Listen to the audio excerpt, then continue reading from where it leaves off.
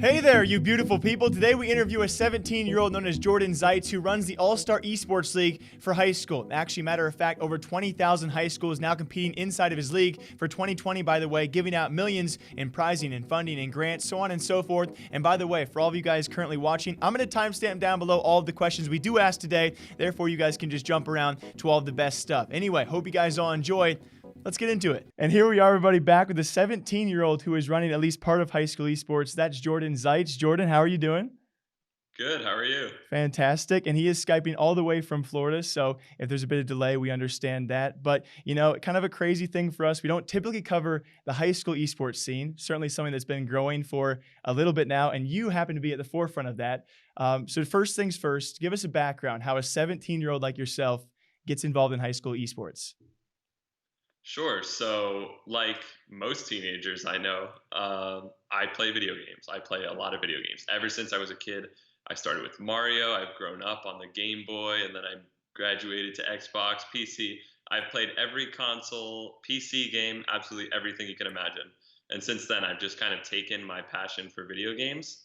And I've always had this entrepreneurial side as well. I mean, my parents started their own company, so I learned from them. My sister started her own company with sports. She's big on lacrosse. So at that point, I was like, okay, I have to have a business and I have to do something related to gaming. So I started a gaming company. Funny enough, that was not All-Star Esports. That was another video game rental company. Mm-hmm. And then All-Star Esports League came about because I actually just wanted to start an esports team to compete with my friends. And then we realized that the least expensive leagues were still hundreds of dollars to thousands of dollars per student per season, which was insane. And high school students don't have that amount of money. So All-Star Esports League was founded basically on the principle to make high school esports free for everybody. And that's definitely something for all listeners out there as well. You guys have stressed is the fact that it's free because, as you made notion to, when it comes time for even collegiate and especially pro, a lot of those things aren't free. And I'm sure we'll touch more on that later on as well. But when it comes to esports, you yourself, you said you came from esports. Was there a game of choice you had, just for anyone who's curious about that? So growing up, I used to play a lot of Pokemon. I was one of those There we go. perfectionists. And then I kind of molded more towards strategy games. I always thought they were more interesting, at least from a personal perspective, because at that point it's less about physical ability and how fast you can, I guess, flick a controller, but rather instead it's more focused on, all right, the strategy behind what's going on. And I like that more intellectual aspect. hmm And so, of course, more into the company, why we're here talking about this as we see more and more. It's kind of curious. We see a lot of collegiate esports. And so, obviously, now we're in touch and we see steadily more high school esports leagues pop up as well. So, the background of All-Star Esports, you made sure to mention as to where it came to be. But, how long in the making has this been? You're 17 now. When did this first pop into your head? And what do you see as the ultimate goal of this? How does this operate? Where do you see it going? Yeah, so All-Star Esports came about a year ago, and since then we've seen unprecedented growth. We are now by the metric of number of high schools participating, we are the largest high school esports league in the history of esports. We've got over 20,000 high schools participating, which is absolutely insane, and we can largely attribute that due to our 100% free mentality for students. So rather than forcing them to circumvent these regulations on public schooling and find ways to get funding for these programs, we're just, hey, you're already playing esports. Let's find a way to make it educational and make it kind of evaluate your merit as well. hmm And so when it comes time for that, I would say there's quite a few that are still, trying to do similar things to you guys. But as you made sure to note, you are just that big. When it comes time for that competition, as it does grow itself, how do you guys separate yourself from that competition? That comes down to our second, I guess, separate aspect, which is the first one being that we're 100% free. The second one being that we want to actually reward the players. So currently, other esports leagues don't even offer prizing to their students. So congratulations, you've just won the national championship.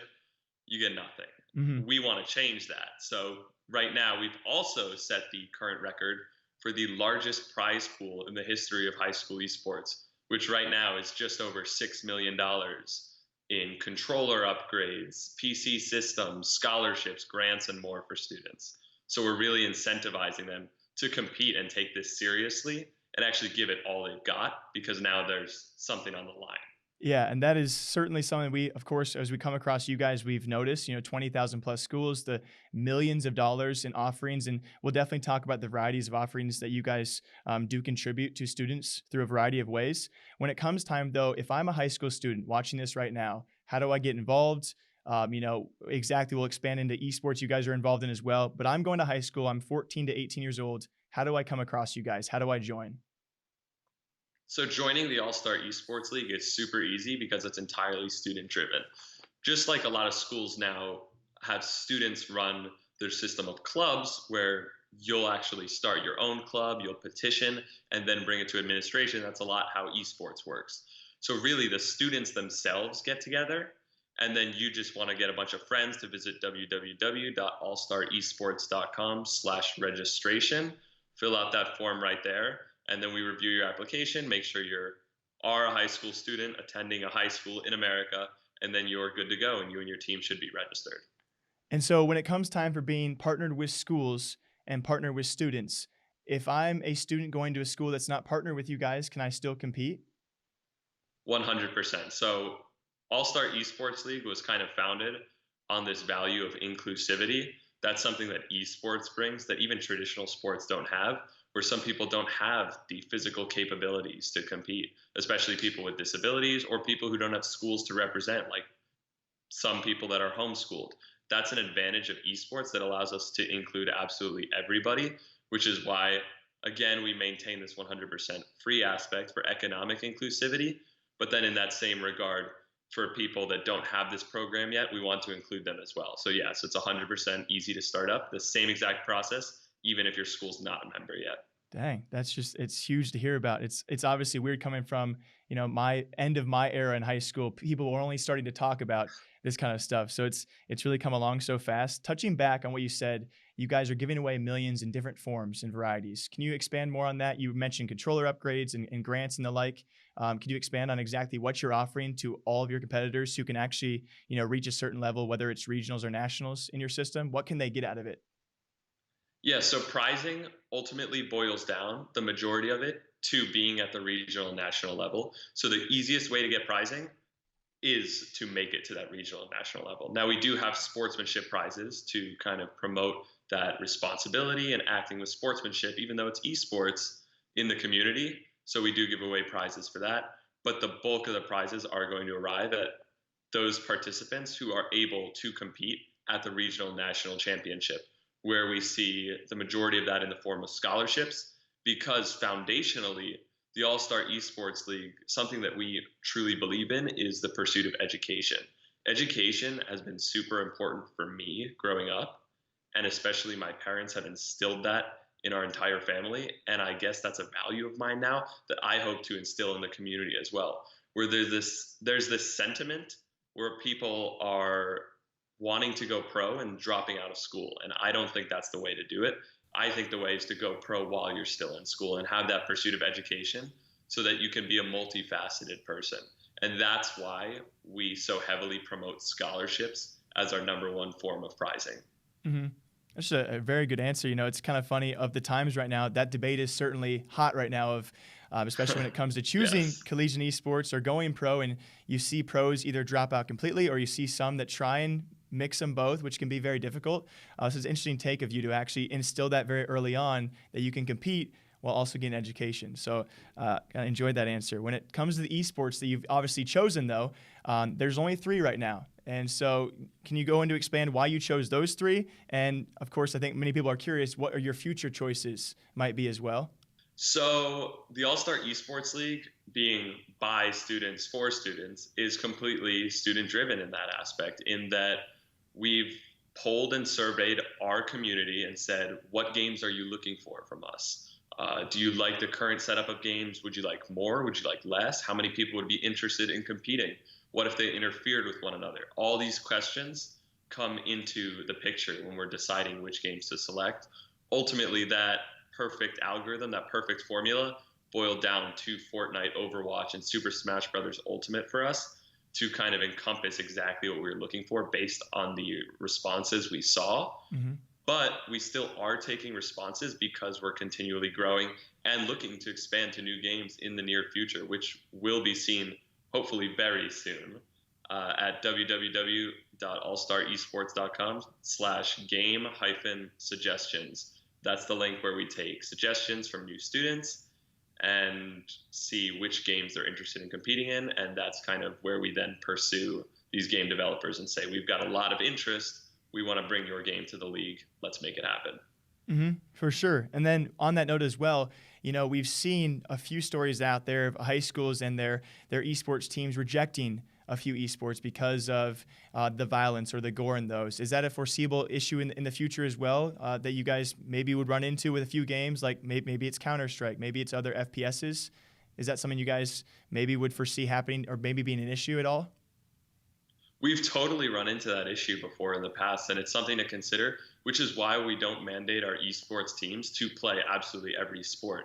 Each school is different. Some schools have been all in and playing CSGO, Fortnite, games like that, and other games want nothing to do with it, and they'll limit only to games below a certain ESRB rating, and that's completely fine, which is why we don't limit. We want everybody to be able to participate regardless of the game you're interested in. So we don't limit our schools to having to play every single game or only being able to play one. You can play as many or as few as you'd like as you see fit. Interesting, for sure, because it's definitely been an ongoing issue. So hopefully, with this kind of thing and the thing you guys are running helps combat and obviously contest a lot of those people that are against at least some esports and games out there. When it comes time for thinking about the future of this high school esports league, you've talked about your goals, where you came from as well. Give me a take on ultimate goals or maybe your thoughts on, do you want this to eventually be where people or future pros go through your system? 14-year-old Kimmy or Jimmy went through the All-Star Esports League and they went onward to become a pro. Is that a thought in the back of your head that could be a potential future for this to expand into? Is that a goal as well?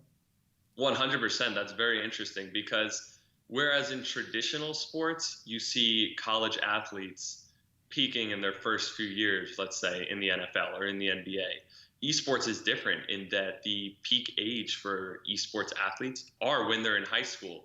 So we've seen some of our signups actually compete against pros and are competing in pro leagues and at pro tournaments, which is very, very exciting to see because now we've got this specific high school representation, whereas they were just in there before as a member of, let's say, the Super Smash Brothers community. Now we've got pro players competing who are saying, I'm here representing all of high school students across the country. And they're doing exceedingly well, which is fantastic to watch. It's just going to be a bright future for a lot of people who obviously go through your league. And speaking of which, you briefly touched on it before as well. One last time, when it comes time for, if you were to decide, I was going to ask you of your college plans as well. If you're not competing towards that pro level, maybe someone in your league is. If you had the chance to give someone advice currently, and it could be subjective, someone's going through your high school esports league, they have a lot of potential. Would you advise them to continue on to a collegiate esports league, similar, or maybe go pro? What are your thoughts on that? And again, obviously it would change case by case. Ultimately, it comes down to what the student wants. I'm a huge believer in pursuing as you see fit. So my dreams aren't your dreams, aren't somebody else's dreams, and you have to pursue your own. Now, what's an important step in acting almost as a landing barrier and helping you achieve there and get that extra boost towards achieving those dreams is receiving a good education. And that's what scholarships are super valuable for. Those students who can't afford or would be financially burdensome for them to have to go through college. Now we make that a lot more accessible. And that's why I say whether you compete in a pro league or in a collegiate league or regardless, I think it's great to do absolutely whatever you want, just as long as you're simultaneously finding a way to pursue an education in what interests you and what you hope to further your knowledge in. Again, very solid answer. And definitely going to depend upon a lot of other circumstances as well. So again, speaking on the funding, a lot of the things you guys offer these students in return for competing. I know your partners, Eric Bensenson, I probably mispronounced that, and Power A. When it comes to where this funding comes from, can you expand more on that besides maybe outside of Eric and Power A or including them? Where does all that funding come from? Because you're doing something and you're garnering a lot more funding than any other league out there. So can you expand on where that all comes from? Yeah, ultimately, our huge kind of massive funding has come from a wide variety of different partners. And so a lot of the stuff that we bring to our community from All-Star Esports comes from our different peripheral partners, from our official food partners, from our title sponsors, from, again, outside investors like Eric Van Susan, who have done a fantastic job, not just of financially supporting the league, but also supporting the league in other regards as well, basically weighing in their advice, helping out, and ultimately sharing the dreams and values of All-Star Esports. That's what we find so important. So when we're looking for new partners, as much as exciting as it would be to say, we'd love another $5 million from this person or another $20 million from that person, a lot of what we look for is fit. We look for people who share our identity in being inclusive, in supporting our community. And bouncing off that as well, when it comes to partners, it comes to investors, obviously a return is somewhere they try and aim for. You guys really push a free league. So when it comes time for bringing return to your investors or to yourselves, how do you guys persist to the future to actually maintain a free league? Because that can be a big worry for high school students. If you guys aren't having an ability to make a return, how long does it stay free? So are there future plans? Will this always be free, and how is that feasible? Oh yeah, 100%. The All-Star Esports League will always be free. That's something that I can personally guarantee because it's one of our founding principles. At the point that we cave and are no longer free, we just become another one of those greedy leagues looking for a cash grab and then exiting the market never to be seen again. Instead, we're here to stay and we want to become the official league, and we are. Our 100% free principle is how we got endorsed by the National Esports Association as the only official high school esports league. And that's really important to us, being able to maintain that. And so we do see other revenue streams through sponsorships and recruitment opportunities for students. But ultimately, student privacy comes number one, and maintaining that inclusivity as well. And is that an issue at all when you're, despite all this, when it comes to dealing with players of this age, have you experienced any troubles in that regard of when it comes to protecting those player rights? Because they're not the adults that college and above deal with. Are there any other additional issues you undergo with dealing with a younger crowd? Definitely. The information collected has to go through a very, very, very secure process. I mean, a huge part of All-Star Esports is protecting this information.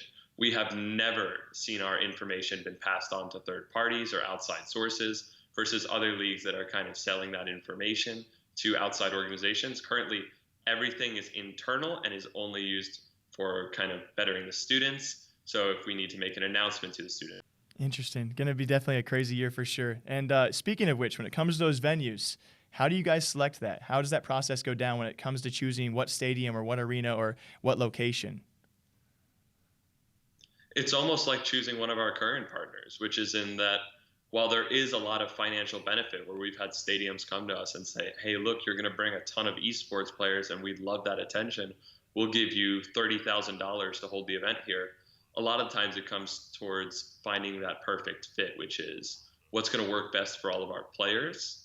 Where are they going to enjoy to be? And is it something that can handle kind of the scale of the event we're looking to put on? Some venues are far too small to be able to even fit what we're looking for. When we find that perfect fit, that's somebody we pursue. Mm-hmm.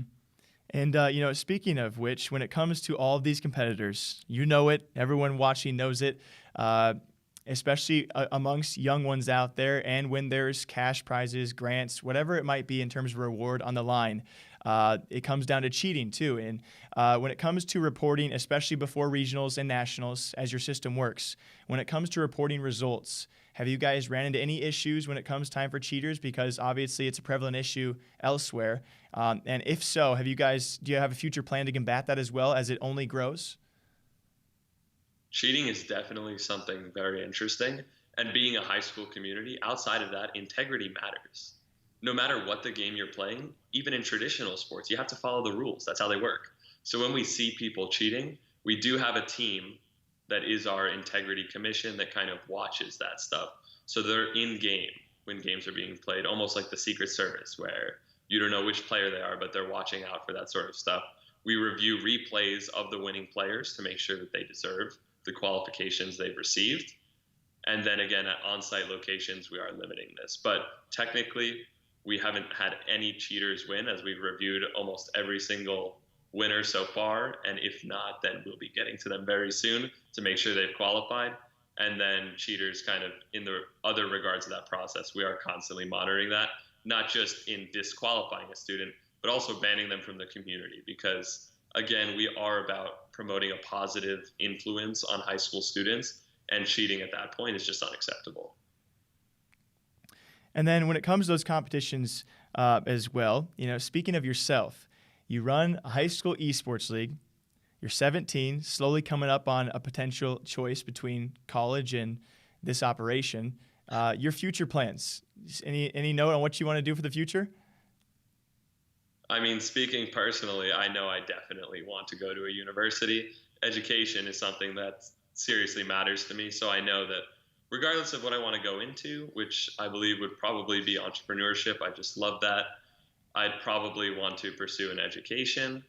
And as for All-Star Esports, I know I'm going to be sticking with it. I've assembled a fantastic team around me that I work with, both adults and high school students and interns. And I think it's super fantastic. I never want to leave this community. Another solid answer. And so very lastly, I'll leave you on this.